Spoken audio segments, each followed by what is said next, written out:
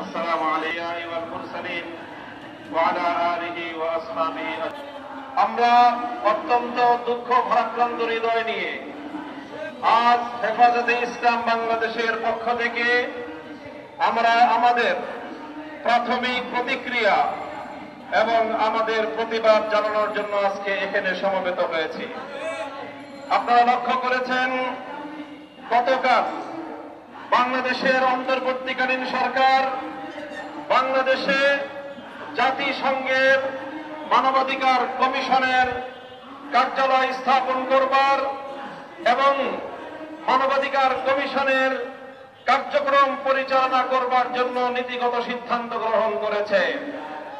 আজ হেফাজতে ইসলামের পক্ষ থেকে, বাংলাদেশের তাওহীদি জনতার পক্ষ থেকে অন্তর্বর্তীকালীন সরকারের সিদ্ধান্তকে আমরা প্রত্যাখ্যান করছি।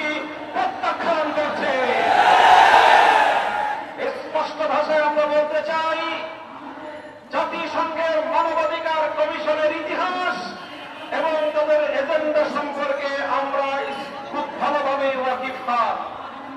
আমরা বাংলাদেশের মানুষের পক্ষ থেকে এদেশের স্বাধীনতা সার্বভৌমত্ব রক্ষার স্বার্থে বাংলাদেশের মানুষের আবহমান কাল থেকে চলে আসা ধর্মীয় ইতিহাস এবং ঐতিহ্য রক্ষার স্বার্থে জাতিসংঘের মানবাধিকার কমিশনের কার্যক্রমকে বাংলাদেশে পরিচালনা করবার সিদ্ধান্ত করে রুখে দেওয়ার সিদ্ধান্ত ঘোষণা করছে। আমরা খাল কেটে কুমির আনবার মতো আত্মঘাতী কোন সিদ্ধান্ত গ্রহণ করবার অধিকার ইউনূস সরকারকে প্রদান করি নাই। ডক্টর ইউনূস সরকারের নেতৃত্বাধীন অন্তর্বর্তীকালীন সরকারকে আমরা বলি, আমরা এখনো পর্যন্ত আপনাদেরকে সহযোগিতা করে আসছি। দেশের ফ্যাসিবাদ বিরোধী যে সংগ্রাম, সেই সংগ্রামে হাজারো লাখো মানুষের আত্মত্যাগ এবং রক্তের উপর তৈরি মসনদে আপনারা বসেছেন শহীদের রক্তের সঙ্গে গাদ্দারি করার জন্য নয়। বাংলাদেশের মানুষ রক্ত দিয়ে, জীবন দিয়ে যখন ফ্যাসিবাদকে মোকাবেলা করছিল, তখন আমরা জাতিসংঘ অথবা তাদের শান্তি রক্ষা কমিশনের পক্ষ থেকে, তাদের মানবাধিকার কমিশনের পক্ষ থেকে বাংলাদেশের মানুষের পক্ষে প্রকৃত কোন সহযোগিতা আমরা পাইনি। এদেশের মানুষ রক্ত দিয়ে, জীবন দিয়ে ফ্যাসিবাদ থেকে নিজেদেরকে মুক্ত করেছে।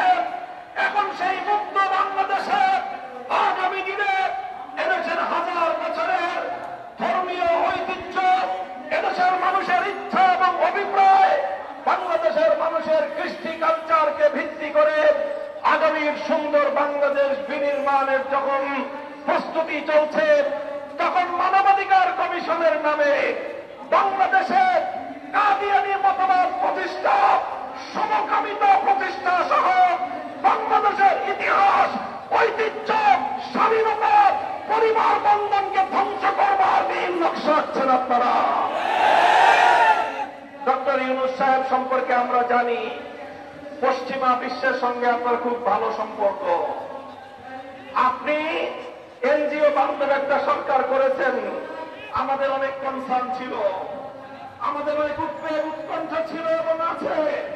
সেই বিষয়গুলিতে আমরা কথা বলছি না। আপনি আপনার ক্যাবিনেটে কুখ্যাত শারমিন মুর্শেদদের মতো সমকামিতার প্রমোটকারীদেরকে আপনি স্থান দিয়েছেন। আমরা সেটাও বড় গলায় প্রতিবাদ জানাই নাই। এই কুখ্যাত শারমিন মুর্শেদ, সে এই প্রদত্ত শহীদের রক্তের উপর বসে এদেশের আলেম সমাজকে কটাক্ষ করে, মাদ্রাসা শিক্ষার বিরুদ্ধে বিষোদ্গার করে। স্তম্ভিত হয়ে যাওয়ার মতো আরো বিষয় হলো, সে ঘুরিয়ে পেঁচিয়ে প্রকারান্তরে বিশ্বনবী মুহাম্মদুর রাসূলুল্লাহ চরিত্রের উপর আঘাত করবার চেষ্টা চালিয়েছে। কুখ্যাত শারমিন মুর্শেদরা এদেশের সমকামীদের এজেন্ট হিসেবে সরকারে বসে অন্তর্বর্তীকালীন সরকারকে বাংলাদেশ এবং বাংলাদেশের মানুষের ধর্মীয় অনুভূতির বিরুদ্ধে পরিচালিত করবার দফার পায়তারা চালাচ্ছে। আমরা স্পষ্ট ভাষায় বলছি, আমি আবারও বলছি, আজ হেফাজতে ইসলাম বাংলাদেশ তার প্রাথমিক প্রতিবাদ জানাচ্ছে, প্রাথমিক অনুভূতি ব্যক্ত করছে। যদি আপনারা আপনাদের এই আত্মঘাতী সিদ্ধান্ত যদি প্রত্যাহার না করেন, এদেশের সকল রাজনৈতিক দল এবং সকল স্টেক হোল্ডার, সমাজের প্রতিনিধিত্বশীল প্রতিটি শ্রেণীর সাথে পর্যায়ক্রমে আলোচনা করে সকল এজেন্ডাগুলো জাতির সামনে উপস্থাপন করে নীতি নির্ধারণী সিদ্ধান্ত গ্রহণ করতে হবে। 3 দিনের মেহমান হয়েছেন, সংস্কার করবেন, নির্বাচন দিবেন, বিচার কার্যক্রম শুরু করবেন, আসসালামু আলাইকুম বলে বিদায় নিবেন। আপনাদেরকে এদেশের বছরের পর বছরের জন্য এইভাবে নীতি নির্ধারণী, জাতির ভাগ্য নির্ধারণী সিদ্ধান্ত গ্রহণ করবার অধিকার কে দিয়েছে? আপনারা আপনাদের ঘোষণা অনুযায়ী আছেন আর 6 মাস, 3 বছরের চুক্তি করেন। এদেশের আমাদের মানুষের কাঁধের উপর, জনগণের কাঁধের উপর কম জগত্তর বছর চাপিয়ে দিয়ে যেতে চান। 1 বছর ভালোই কেটেছে, 6টা মাস আছেন, ভালোই ভালোই চলে যান। নির্বাচনের ব্যবস্থা করেন, জাতির কাঙ্ক্ষিত সংস্কার বাস্তবায়ন করেন, ফ্যাসিবাদের বিচার ত্বরান্বিত করেন, খুনিদের জন্য ফাঁসি কাষ্ঠ নির্মাণ করার প্রস্তুতি নেন। বাংলাদেশের ইসলাম, এদেশের মানুষের ঐতিহ্য, এদেশের মানুষের স্বাধীনতার বিপন্ন করবার যে কোনো পায়তারা রক্ত দিয়ে রুখে দেব, জীবন দিয়ে রুখে দেব। সংগ্রামী সাথী ও বন্ধুগণ, কাজে আমরা আমাদের বক্তব্য আবার পরিষ্কার স্পষ্ট ভাষায় বলে দিচ্ছি। গতকালকের আমাদের অন্তর্বর্তীকালীন সরকারের নীতিগত সিদ্ধান্ত, জাতিসংঘের মানবাধিকার কমিশন সংক্রান্ত সেই সিদ্ধান্তকে হেফাজতে ইসলাম প্রত্যাখ্যান করছে।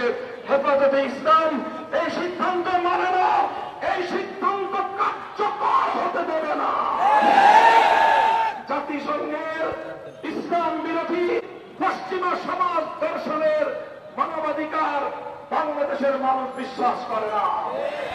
এদেশের মানুষ ধর্মপ্রাণ মানুষ, ধর্মপ্রিয় মানুষ, ইসলাম প্রদত্ত, সৃষ্টিকর্তা আল্লাহ প্রদত্ত মানবাধিকারের মৌলিক কনসেপ্টকে নিয়েই দেশ এবং জাতির আগামী ভবিষ্যৎ গড়ে তুলতে চায়।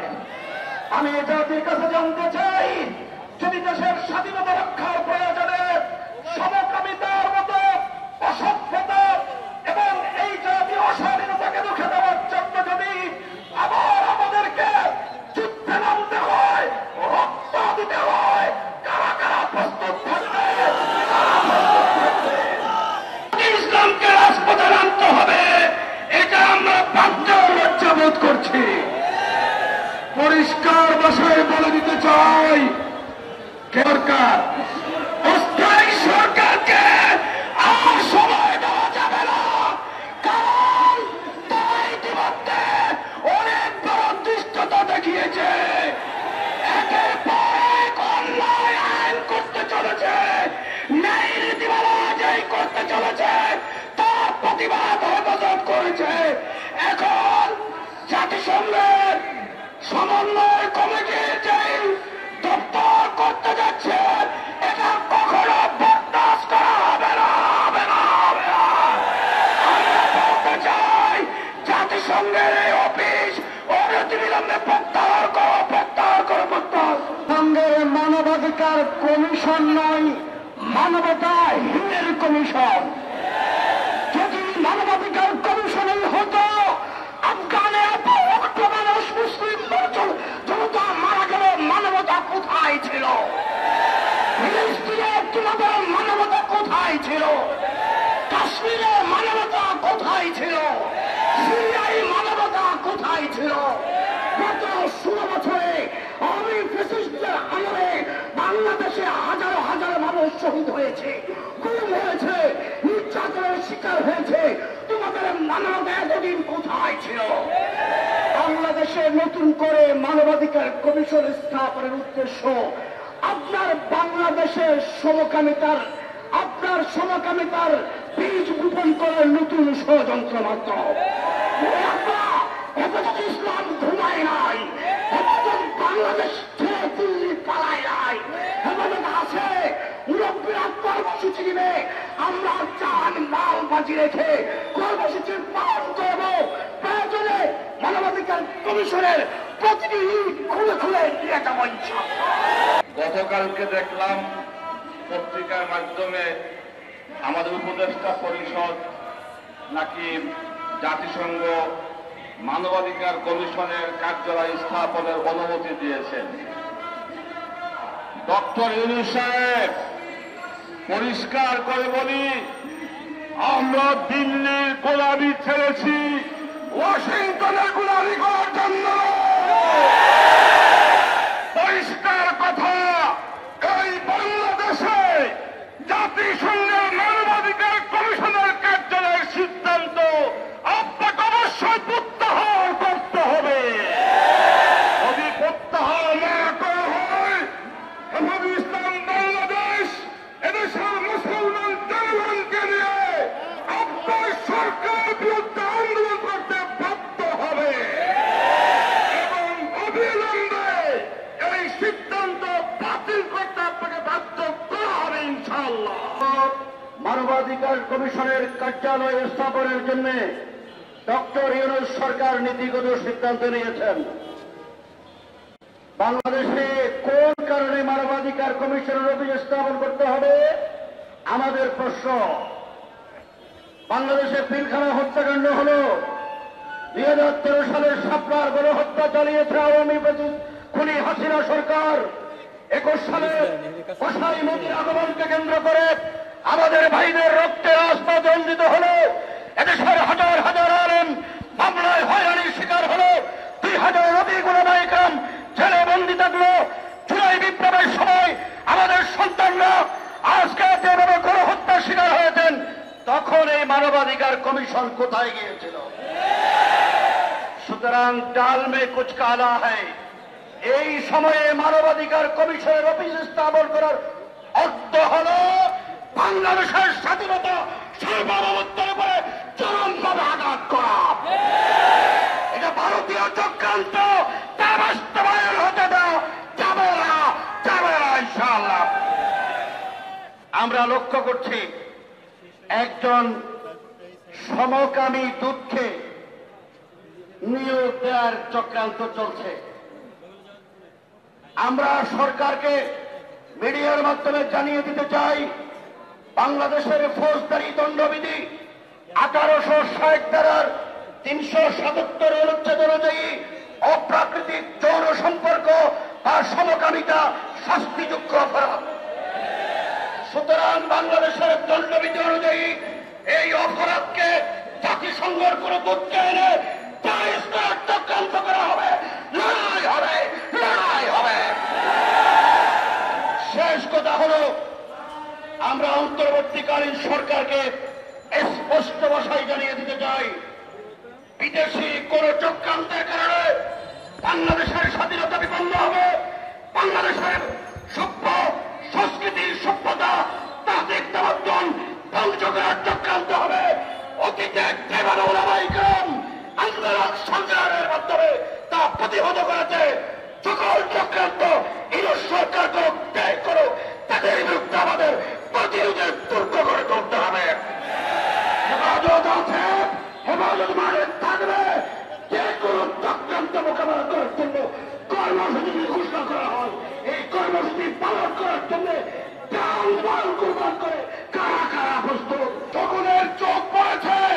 হেফাজতে ইসলাম বাংলাদেশ পরিষ্কার বলতে চায়, আগ্রাসনের বিরুদ্ধে এক আগ্রাসী শক্তিকে তাড়িয়ে দেওয়ার জন্য লড়াই করেছি, আর এক আগ্রাসী শক্তির কোলে উঠবার জন্য নয়। সুতরাং এই আগ্রাসন আধিপত্যবাদের বিরুদ্ধে হেফাজত লড়বে। সেই লড়াইয়ে আপনারা কারা কারা প্রস্তুত হাত দেখতে চান?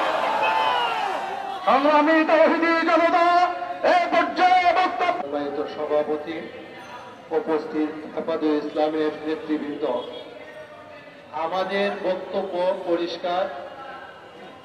বাংলাদেশে জাতিসংঘের মানবাধিকারের এই অফিস খোলার জন্য দেশের জনগণ চায় না। দেশের মালিক জনগণ।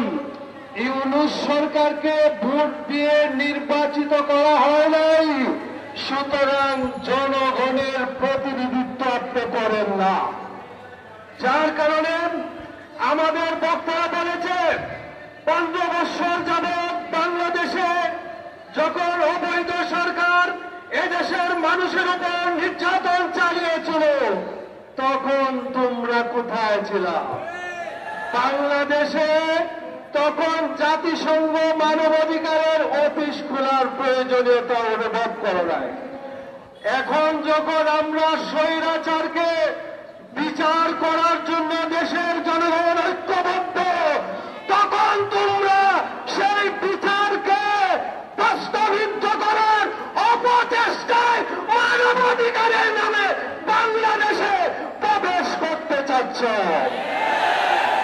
জনগণ দেবে না। জনগণ না দিলে 15 বছরের দখলদার ফ্যাসিবাদ টিকে থাকতে পারে নাই। তোমরা বাংলাদেশে অফিস খুলতে পারবা না। আরেকটা কথা বলতে চাই, জনগণ আমাদেরকে সামনে এদেশ পরিচালনা করার জন্য ভোটের ব্যবস্থা করার জন্য বলা হয়েছে। যতদিন পর্যন্ত নির্বাচিত প্রতিনিধি না আনবে, ততদিন পর্যন্ত জনগণের মেনটেনের বিরুদ্ধে কোন রকমের চুক্তি কাউকে এদেশে অনুপ্রবেশের সুযোগ দেওয়া যাবে না। সংগ্রামী সভাপতি, সমবেত তৌহিদি জনতা, জাতীয় নেতৃবৃন্দ, কথা সংক্ষেপ। আপনি অন্তর্বর্তীকালীন সরকার মানে কেয়ারটেকার। আমাদের বাড়ির কেয়ারটেকার হয়ে বাড়িওয়ালার কাজ আপনাকে